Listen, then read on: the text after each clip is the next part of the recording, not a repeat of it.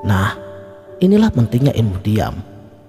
Diam yang bersih dari segala sesuatu apapun, tanpa pamrih kepentingan diri pribadi.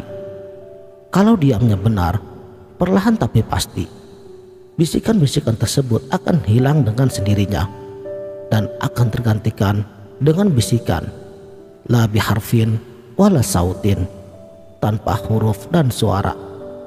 Ini barulah suara yang hakiki. Jadi kalau ada suara apapun di dalam diri kita, janganlah terlalu cepat untuk mengambil kesimpulan. Tahanlah dahulu, perhatikanlah dahulu. Sebab baik di mata makhluk belum tentu baik di mata Allah.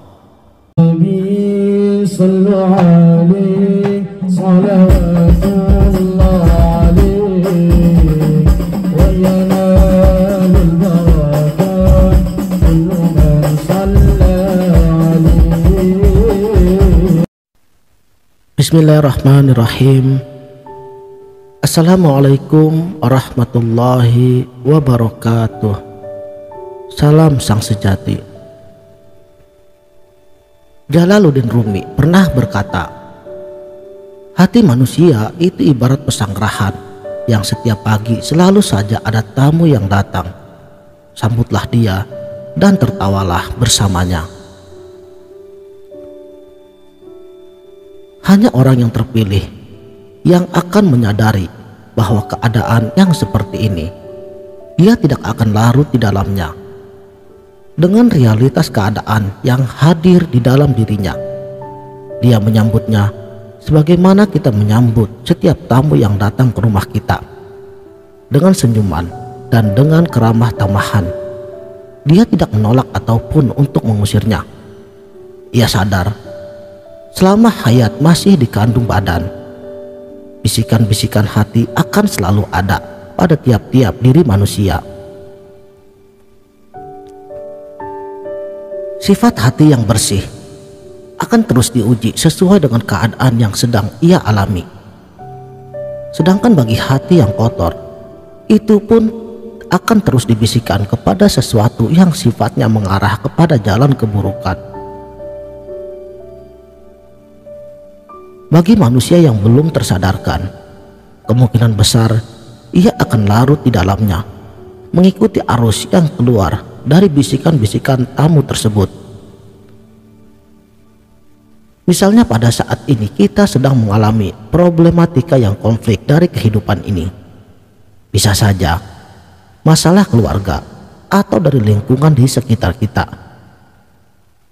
Kalau bisikan-bisikan itu menyenangkan, kemungkinan besar kita akan senyum-senyum sendiri.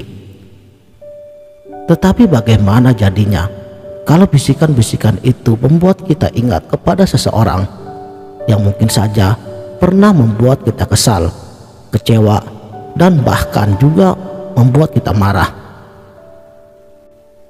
Pasti rasanya tidak enak, bukan?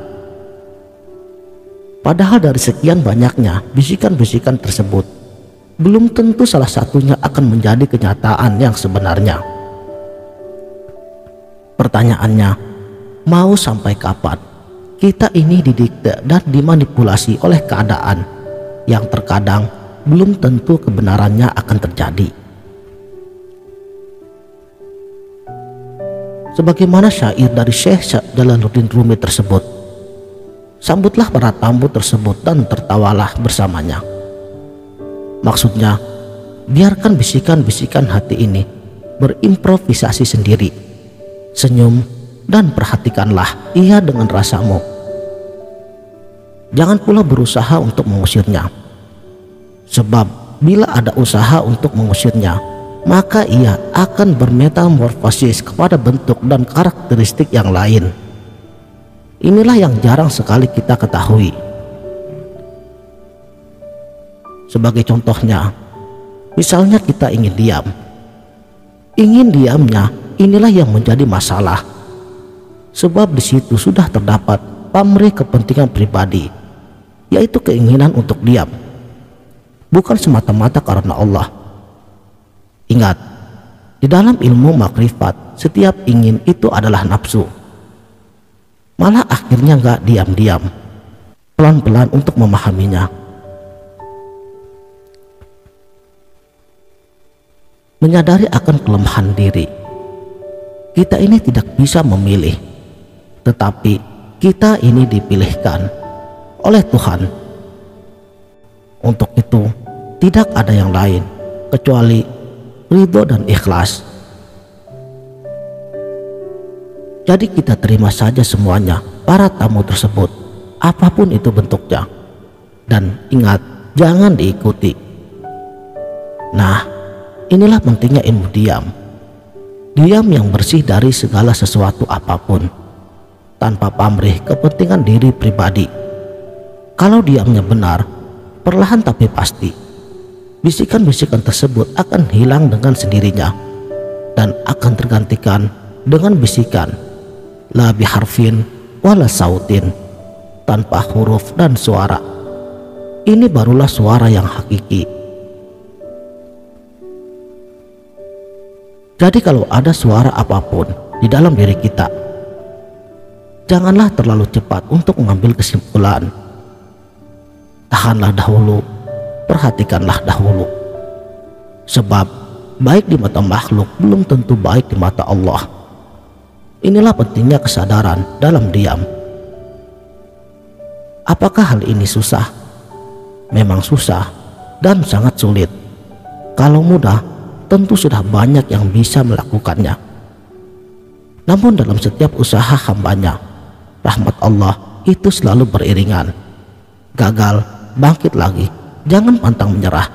Ini bagian daripada proses sunnatullah.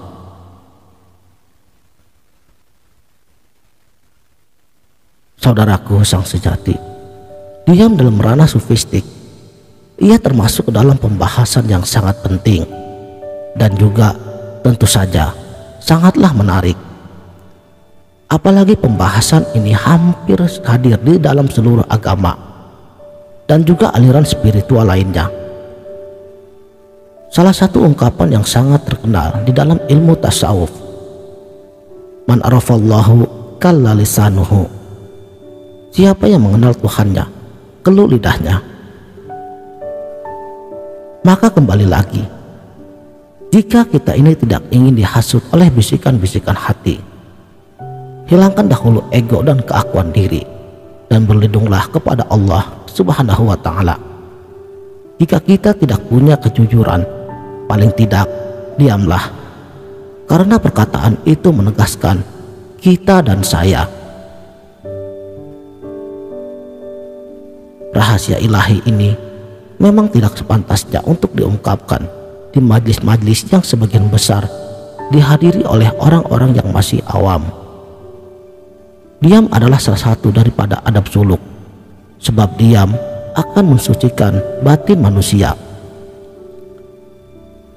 Syekh Sahal Sustari, salah satu sufi besar, beliau pun pernah mengatakan tentang diam ini.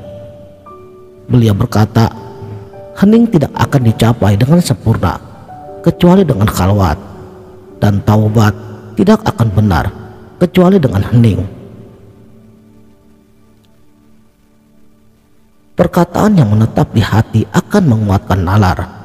Efek dari diam, nalar dan jiwa akan menemukan segala yang dicari. Namun pada saat kita berkata, nalarmu yang sangat aktif, kurangilah nalarmu agar kau tetap baik. Seseorang yang kurang bicaranya, pikirannya tinggi. Namun saat bicaranya yang banyak, nalarnya pun ikut cerna. Dan bagi seorang Jalaluddin Rumi, tanpa bahasa adalah suatu bentuk dari bahasa itu sendiri.